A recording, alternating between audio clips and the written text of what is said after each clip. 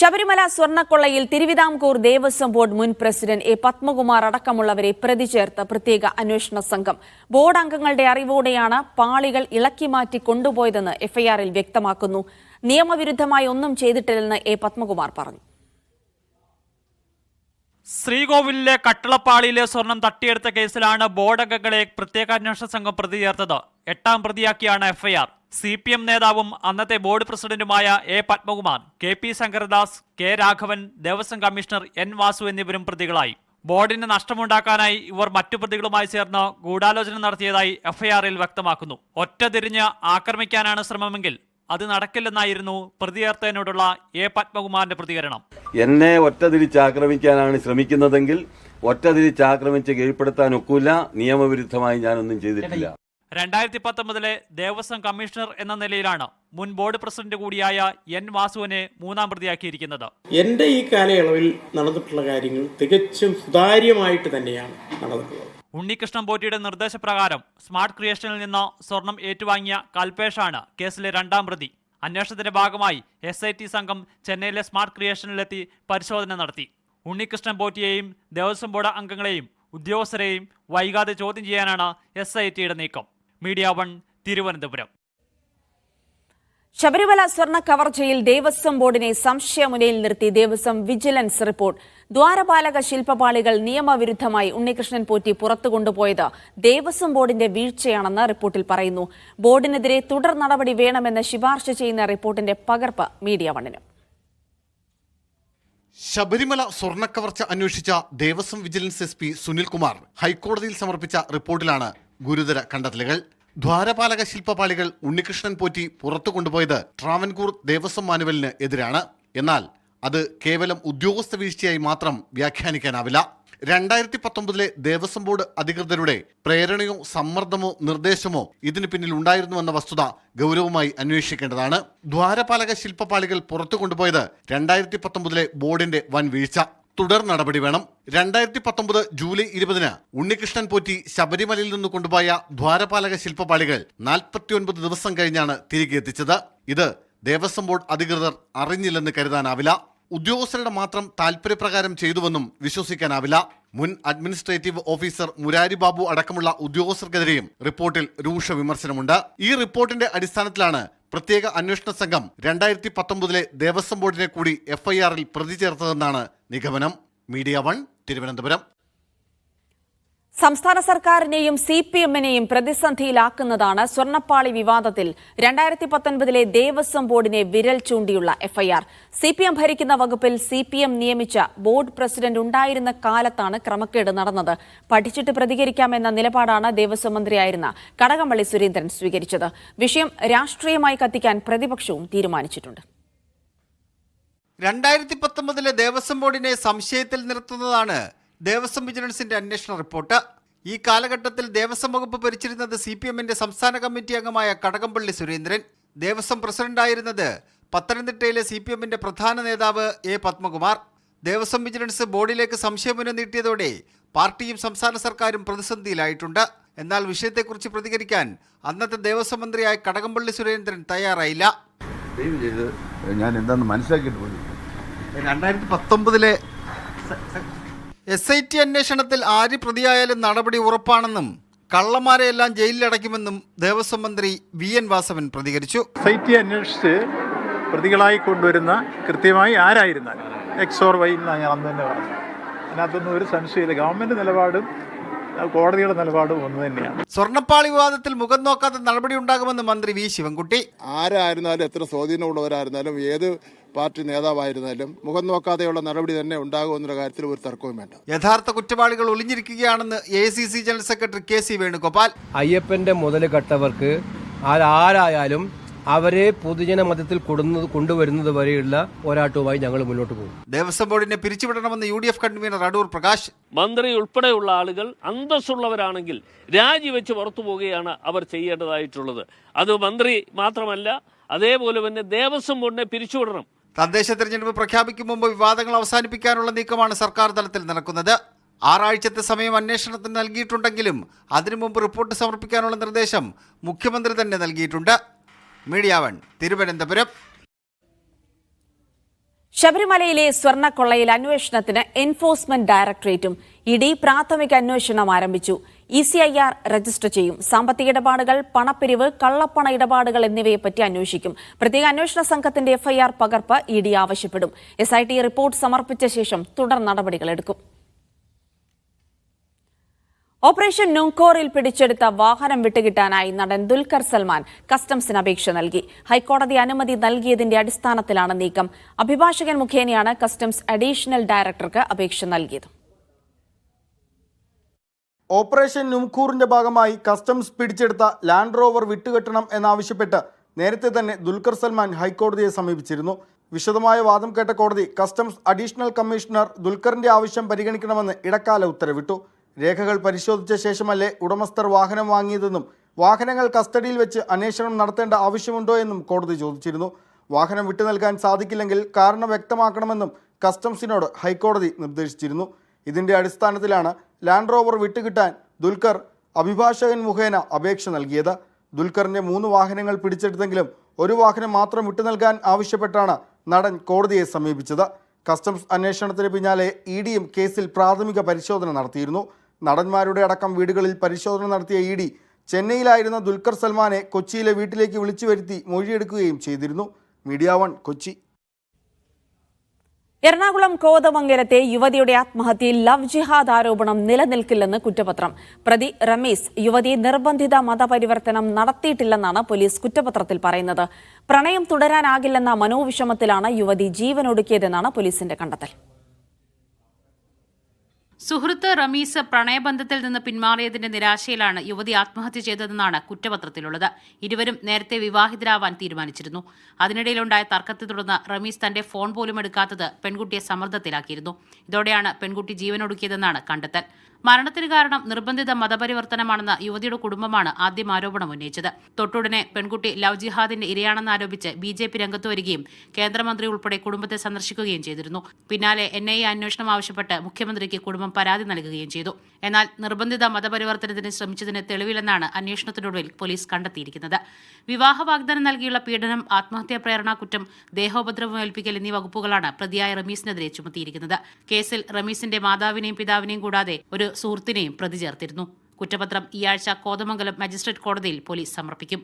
Media 1 Kochi. കുടുംബാരോഗ്യ കേന്ദ്രത്തിലെ ദുരനുഭവം പറഞ്ഞ് വീഡിയോ ചെയ്തതിന് ഭിന്നശേഷിക്കാരനെതിരെ കേസെടുത്തു. മലപ്പുറം ചേലേമ്പ്ര സ്വദേശി സുബൈറിനെതിരെയാണ് ജാമ്യമില്ലാ വകുപ്പ് ചുമത്തി കേസെടുത്തത്. ചേലേമ്പ്ര കുടുംബാരോഗ്യ കേന്ദ്രത്തിൽ റാമ്പില്ലെന്ന് ചൂണ്ടിക്കാട്ടിയാണ് സുബൈർ വീഡിയോ പോസ്റ്റ് ചെയ്തത്. സുബൈറിന്റെ വീഡിയോയ്ക്ക് പിന്നാലെ ആശുപത്രിയിൽ റാമ്പ് സ്ഥാപിക്കുകയും ചെയ്തിരുന്നു. മെഡിക്കൽ ഓഫീസർ നൽകിയ പരാതിയിലാണ് കേസെടുത്തത്. അപമര്യാദയായി പെരുമാറി സമൂഹമാധ്യമങ്ങളിൽ തെറ്റായ പ്രചാരണം നടത്തിയെന്നീ ആരോപണങ്ങളാണ് പരാതിയിലുള്ളത്. CPM നേതാവ് EP ജയരാജന്റെ ആത്മകഥ നവംബർ 3 പുറത്തിറങ്ങും. ഇതാണ് എന്റെ ജീവിതം എന്ന പേരിൽ മാതൃഭൂമി ബുക്സാണ് പുസ്തകം പ്രസിദ്ധീകരിക്കുന്നത്. കണ്ണൂരിൽ നടക്കുന്ന ചടങ്ങിൽ മുഖ്യമന്ത്രി പിണറായി വിജയൻ പുസ്തകം പ്രകാശനം ചെയ്യും. CPM കേന്ദ്ര കമ്മിറ്റി അംഗവും മുൻ മന്ത്രിയുമായ EP ജയരാജന്റെ ഒറിജിനൽ ആത്മകഥ പ്രസിദ്ധീകരണത്തിനൊരുങ്ങുന്നു. പാപ്പിനിശ്ശേരി ഇരിണാവിൽ ജനിച്ച് CPMന്റെ കേന്ദ്ര കമ്മിറ്റി അംഗം വരെയായി വളർന്ന എടവൻ പുതിയ വീട്ടിൽ ജയരാജന്റെ സ്വകാര്യ പൊതുജീവിതമാണ് ഇതാണ് എന്റെ ജീവിതം എന്ന പുസ്തകത്തിലെ പ്രമേയം. നേരത്തെ DC ബുക്സ് EPയുടെ ആത്മകഥ പ്രസിദ്ധീകരിക്കാൻ ഒരുങ്ങുന്നുവെന്ന വാർത്ത വന്നിരുന്നു. DC ബുക്സിൽ പ്രിന്റിംഗിന് കൊടുത്ത പുസ്തകത്തിന്റെ കയ്യെഴുത്ത് പ്രതി ചോർന്നുവെന്ന വാർത്ത വിവാദമായതോടെ ആത്മകഥ പ്രസിദ്ധീകരിക്കാൻ ആരെയും ഏൽപ്പിച്ചിട്ടില്ലെന്ന് ജയരാജൻ വ്യക്തമാക്കി. മാത്രമല്ല സംഭവത്തിൽ DC ബുക്സിനെതിരെ നിയമ നടപടിയും കൈക്കൊണ്ടു. അഭ്യൂഹങ്ങളെല്ലാം അവസാനിപ്പിച്ച് ആത്മകഥ പുറത്തിറങ്ങുമ്പോൾ KSYFലൂടെ പൊതുരംഗത്തെത്തിയ EPയുടെ അറിയുന്നതും അറിയാത്തതുമായ ജീവിതകഥയാകും വായനക്കാർക്ക് മുന്നിലെത്തുക. മാതൃഭൂമി ബുക്സ് പ്രസിദ്ധീകരിക്കുന്ന ആത്മകഥയിലെ ഉള്ളടക്കം ഏറെ കൗതുകമുണർത്തുന്നതും അതുകൊണ്ടാണ്. മീഡിയ 1 കണ്ണൂർ. ഷാഫി പറമ്പിൽ MPക്കെതിരെയുള്ള പോലീസ് നടപടിയിൽ ലോക്സഭാ പ്രിവിലേജ് കമ്മിറ്റിക്ക് പരാതി നൽകാൻ കോൺഗ്രസ്. മർദ്ദിച്ച പോലീസുകാർക്കെതിരെ നടപടി ആവശ്യപ്പെട്ട് കോൺഗ്രസ് DGPക്ക് പരാതി നൽകി. നടപടിയുണ്ടായില്ലെങ്കിൽ റൂറൽ SPയുടെ വീടിന് മുന്നിൽ സമരം നടത്തുമെന്ന് DCC പ്രസിഡന്റ് K പ്രവീൺകുമാർ പറഞ്ഞു. പോലീസ് അതിക്രമത്തിൽ പ്രതിഷേധിച്ച് ഇന്നലെ പേരാമ്പ്രയിൽ നടന്ന പ്രതിഷേധ സംഗമത്തിൽ പങ്കെടുത്തവർക്കെതിരെയും പോലീസ് കേസെടുത്തു. ഷാഫി പറമ്പിലിനും കോൺഗ്രസ് പ്രവർത്തകർക്കും പരിക്കേറ്റ സംഭവത്തിൽ പോലീസിനെതിരെ നടപടി ആവശ്യം ശക്തമാക്കുകയാണ് കോൺഗ്രസ്. ഷാഫിയെ മർദ്ദിച്ച സംഭവത്തിൽ ലോക്സഭാ പ്രിവിലേജ് കമ്മിറ്റിക്ക് കോൺഗ്രസ് പരാതി നൽകും. പോലീസുകാർക്ക് നടപടി ആവശ്യപ്പെട്ട് DGPക്കും പരാതി നൽകി. 2 ഡിവൈഎസ്പിമാർക്കെതിരെയും ഷാഫിയെ തല്ലിയ പോലീസുകാരുടെയും പേരിൽ നടപടി സ്വീകരിക്കണമെന്ന് ആവശ്യപ്പെട്ടുകൊണ്ടാണ് ഞങ്ങൾ DGPക്ക് പരാതി അയച്ചത്. അത് നടപടി സ്വീകരിച്ചിട്ടില്ലെങ്കിൽ ഒരു 5-6 ദിവസം കാത്തു നിൽക്കും. അടുത്ത ദിവസം റൂറൽ SP വടകര താമസിക്കുന്ന വീടിന് മുമ്പിൽ ഞങ്ങൾ ഉപരോധം ഏർപ്പെടുത്തും. പോലീസ് നടപടിയിൽ പരിക്കേറ്റ് ICUവിൽ കഴിയുകയായിരുന്ന ഷാഫി പറമ്പിലിനെ ഇന്ന് റൂമിലേക്ക് മാറ്റി. ഷാഫിയുടെ ആരോഗ്യനിലയിൽ പുരോഗതിയുണ്ടെന്നും വൈകാതെ ആശുപത്രി വിടാൻ കഴിയുമെന്നാണ് പ്രതീക്ഷിക്കുന്നതെന്നും ആശുപത്രി വൃത്തങ്ങൾ അറിയിച്ചു. RSP നേതാവ് ഷിബു ബേബി ജോൺ, KSU സംസ്ഥാന പ്രസിഡന്റ് അലോഷ്യസ് സേവർ തുടങ്ങി നിരവധി നേതാക്കൾ ഷാഫിയെ കാണാൻ ഇന്ന് ആശുപത്രിയിലെത്തി. ഇത് കാടത്തമാണ്. ഒരു കാടന്മാരെ കൊണ്ട് മാത്രം ചെയ്യാനൊക്കുന്ന ഒരു സംഭവമാണ്. ഉത്തരവാദികൾക്കെതിരെ നടപടിയെടുക്കണം. ഇതിനിടെ പോലീസ് നടപടിയിൽ പ്രതിഷേധിച്ച് ഇന്നലെ പേരാമ്പ്രയിൽ UDF നടത്തിയ പ്രതിഷേധ സംഗമത്തിനെതിരെ പോലീസ് കേസെടുത്തു. കണ്ടാലറിയുന്ന 354 പേർക്കെതിരെയാണ് കേസ്. മീഡിയ 1 കോഴിക്കോട്. ബീഹാറിൽ സ്ഥാനാർത്ഥി പ്രഖ്യാപനങ്ങൾക്ക് മുന്നോടിയായി BJPയുടെ കോർ കമ്മിറ്റി യോഗം ആരംഭിച്ചു. JP നദ്ദയുടെ വസതിയിലാണ് യോഗം. ആഭ്യന്തരമന്ത്രി അമിത്ഷാ, ബീഹാറിന്റെ ചുമതലയുള്ള നേതാവ് വിനോദ് ധാവഡെ, ബീഹാർ ഉപമുഖ്യമന്ത്രി സാമ്രാട് ചൌധരി എന്നിവർ യോഗത്തിൽ പങ്കെടുക്കുന്നുണ്ട്. LJPക്ക് നൽകിയ പരിഗണന HAMന് നൽകിയില്ലെങ്കിൽ കൂടുതൽ സീറ്റുകളിൽ മത്സരിക്കുമെന്ന ഭീഷണി മുഴക്കുകയാണ് ജിതിൻ റാം മഞ്ചി. നാളെ NDA സ്ഥാനാർത്ഥികളെ പ്രഖ്യാപിക്കും.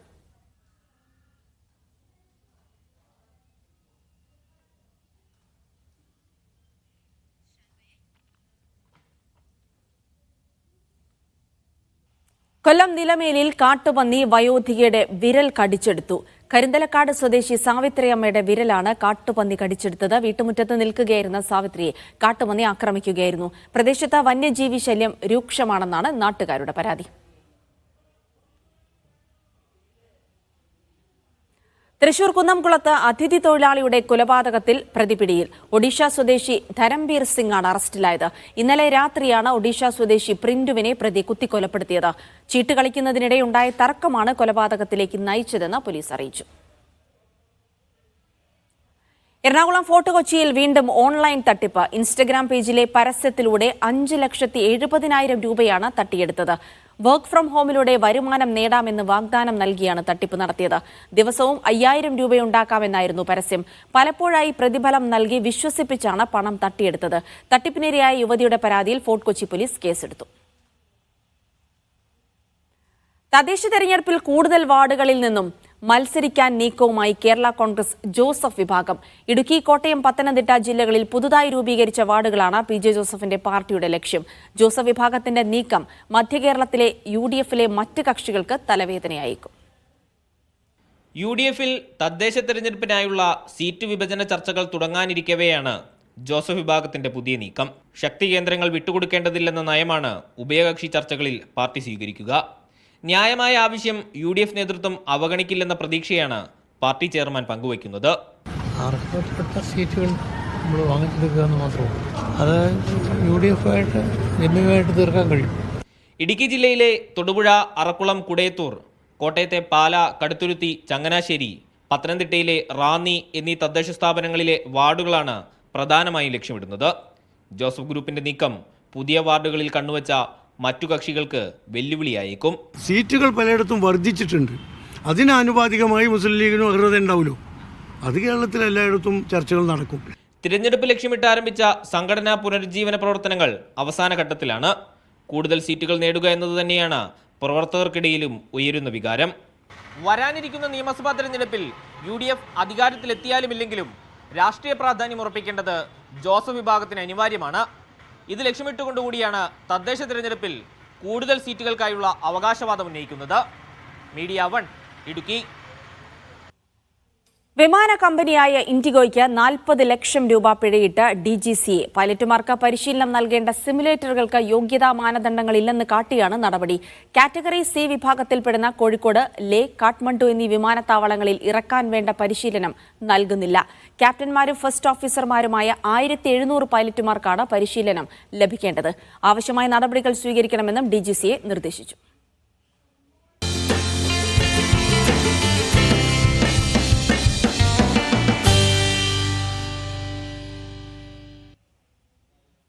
രണ്ടാം ക്രിക്കറ്റ് ടെസ്റ്റിൽ വെസ്റ്റ് ഇൻഡീസിനെ ഫോളോ ഓൺ ചെയ്യിച്ച് ഇന്ത്യ. ആദ്യ ഇന്നിംഗ്സിൽ ഇന്ത്യ ഉയർത്തിയ 518 റൺസ് പിന്തുടർന്ന വിൻഡീസ് 248 പുറത്തായി. ഇന്ത്യക്ക് 270 റൺസിന്റെ ലീഡുണ്ട്. 5 വിക്കറ്റ് വീഴ്ത്തിയ കുൽദീപ് യാദവാണ് വിൻഡീസിനെ തകർത്തത്. രവീന്ദ്ര ജഡേജ 3 വിക്കറ്റ് വീഴ്ത്തി. വനിതാ ഏകദിന ലോകകപ്പിൽ നിർണായക മത്സരത്തിൽ ഇന്ത്യ ഇന്ന് ഓസ്ട്രേലിയയെ നേരിടും. വൈകിട്ട് 3 മണിക്ക് വിശാഖപട്ടണത്താണ് മത്സരം. ആദ്യ മത്സരത്തിൽ ശ്രീലങ്കയെയും രണ്ടാം മത്സരത്തിൽ പാകിസ്ഥാനെയും പരാജയപ്പെടുത്തിയ ഇന്ത്യ അവസാന മത്സരത്തിൽ ദക്ഷിണാഫ്രിക്കയോട് പരാജയപ്പെട്ടിരുന്നു. ഇതോടെ നോക്കൌട്ടിലേക്ക് കടക്കാനുള്ള ഇന്ത്യയുടെ സാധ്യതകൾക്ക് മങ്ങലേറ്റു. ഇനിയുള്ള 4 മത്സരങ്ങളിൽ 3 മത്സരങ്ങൾ ജയിക്കുക എന്നതാണ് ഇന്ത്യക്ക് മുന്നിലുള്ള വെല്ലുവിളി. ലോകകപ്പ് യോഗ്യതാ മത്സരത്തിൽ പോർച്ചുഗലിന് ജയം. അയർലൻഡിനെതിരെ 1 ഗോളിനാണ് പോർച്ചുഗലിന്റെ ജയം. മത്സരത്തിൽ റൊണാൾഡോ പെനൽറ്റി പാഴാക്കി. 1-നെതിരെ 3 ഗോളുകൾക്ക് എസ്റ്റോണിയ ഇറ്റലി തോൽപ്പിച്ചു. ലോകകപ്പിൽ സ്പെയിനിന്റെ വിജയം 2 ഗോളുകൾക്കായിരുന്നു. ജോർജിയയാണ് എതിരാളികൾ. ഇസ്രായേലിനെ നോർവേ 5 ഗോളുകൾക്ക് പരാജയപ്പെടുത്തി. മത്സരത്തിൽ എർലിംഗ് ഹാലൻഡിന് ഹാട്രിക് നേടി.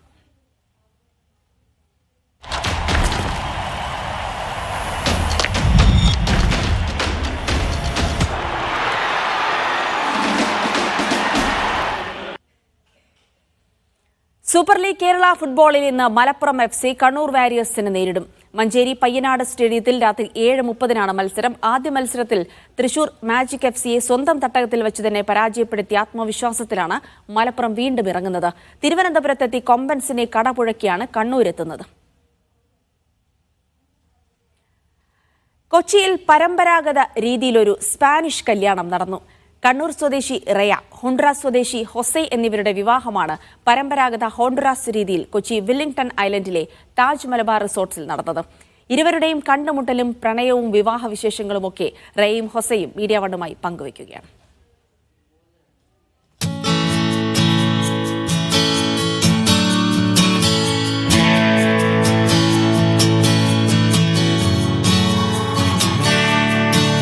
നമ്മുടെ കൊച്ചിയിൽ ഒരു ഹോണ്ടുറാസ് സ്റ്റൈൽ ട്രഡീഷണൽ വെഡ്ഡിംഗ് നടക്കുകയാണ്.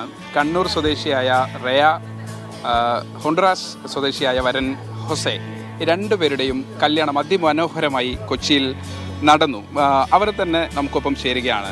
It's surprising. Yes, it is very surprising. എങ്ങനെയാ സ്റ്റോറി എന്ന് പറഞ്ഞേ? ഇത് നമ്മൾ ഫസ്റ്റ് കാനഡയിൽ മീറ്റ് ചെയ്തു. നമ്മൾ രണ്ടാളും പഠിക്കാൻ പോയി. I continued studying. പിന്നെ once he finished, he started working. And then നമ്മൾ വിചാരിച്ചു okay, let's just get married. പിന്നെ last May engagement നടന്നു. പിന്നെ അത് കഴിഞ്ഞിട്ട് we decided okay, നമുക്ക് എൻ്റെ പഠിപ്പ് ഓൾമോസ്റ്റ് തീരാനായി, അപ്പോൾ let's just get married. And Kannur വന്നു. എൻ്റെ കണ്ണൂരിൽ ഫുൾ ട്രഡീഷണൽ നമ്മുടെ നാടൻ ടൈപ്പ് കല്യാണം. And ഇവിടെ കൊച്ചിയിൽ ഹൊസൈൻ്റെ parents decided to like host a Honduran style wedding for all of us. ഇതെല്ലാവർക്കും ഒരു സർപ്രൈസ്, വലിയ സർപ്രൈസ് ആയിരുന്നു.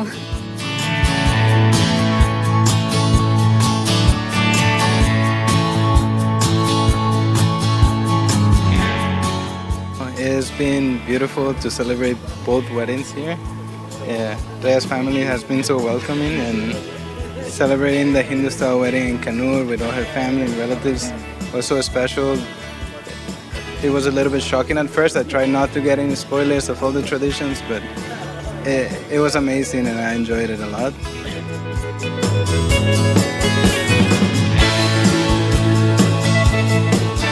ഇവിടുത്തെ ഒരു ട്രഡീഷണൽ സ്റ്റൈൽ മാറ്റി വയ്ക്കുമ്പോൾ ഹോണ്ടുറാസിൻ്റെ ട്രഡീഷണൽ വെഡ്ഡിങ്ങിൽ എന്തൊക്കെയാണ് specialities? We had a first dance. I think that was different. Yeah.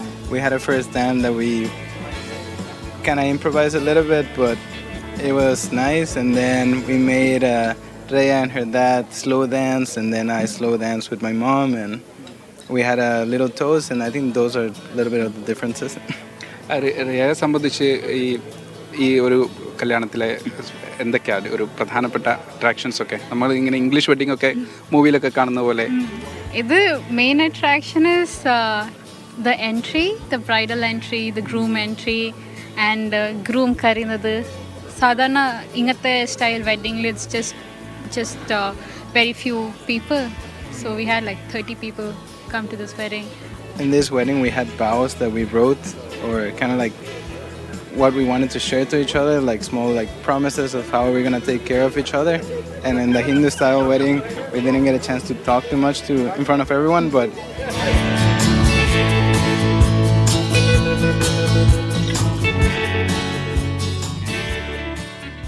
Kannur ഒരു പരമ്പരാഗത മലയാളി കല്യാണം കഴിഞ്ഞു, അതിനുശേഷം ഒരു ഹിന്ദു വെഡ്ഡിംഗ് കഴിഞ്ഞു, അതിനുശേഷം ഇപ്പോൾ കൊച്ചിയിൽ ഒരു ഇംഗ്ലീഷ് വെഡ്ഡിംഗ്, ഒരു പരമ്പരാഗത ഹോണ്ടുറാ സ്റ്റൈലിലുള്ള ഒരു കല്യാണം കൂടി നടന്നിരിക്കുകയായിരുന്നു. അതിമനോഹരമായിരുന്നു എന്നാണ് ഇവർ തന്നെ സാക്ഷ്യപ്പെടുത്തുന്നത്. ക്യാമറ പേഴ്സൺ സച്ചിൻ സജിക്കൊപ്പം അഹമ്മദ് മുജ്തബ, മീഡിയ 1, കൊച്ചി.